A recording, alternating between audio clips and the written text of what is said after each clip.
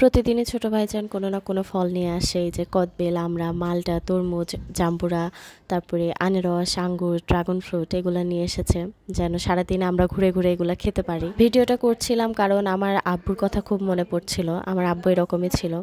আমার আব্বু মারা যাওয়ার পরে আম্মাই সব দায়িত্ব পালন করে। আব্বু যদি বেঁচে থাকতো, আব্বু আমাদের প্রতি বা আমার প্রতি যে দায়িত্বগুলো পালন করত, ঠিক সেই দায়িত্বগুলো আমার আম্মা সবসময় পালন করে। কখনো আব্বুর কমতে বোঝাতে চায় না। তারপরেও যখন ভাই আব্বুর মতো করে ভালোবাসা দেয় তখন মনটা জুড়ে যায়, কি বলবো। এই জন্য শেয়ার না করে থাকতে পারলাম না, আপনাদের সঙ্গে একটু শেয়ার করলাম। আমি অনেকটা অবহেলা পাই, আমি যেটা মনে করি নিজের অভিজ্ঞতা থেকে। আমার বাবা নেই বিধায়। বাবা না থাকলে মানুষ আপনাকে অপমান করার সুযোগ পাবে, যা ইচ্ছে তাই বলার সুযোগ পাবে। যারা ভাবে আমার বাবা নাই মানে আমার আগে পিছে কেউই নাই, আমার সঙ্গে যা ইচ্ছা তাই করবে, এই ভিডিওটা আসলে তাদের জন্য। আলহামদুলিল্লাহ আমার বাবা নাই, তারপরও আমার ভাই বোন, আমার মা আমাকে অনেক ভালোবাসা দিয়েছে। এই দেখুন রাতের বেলা এগুলো নিয়ে আসছিল।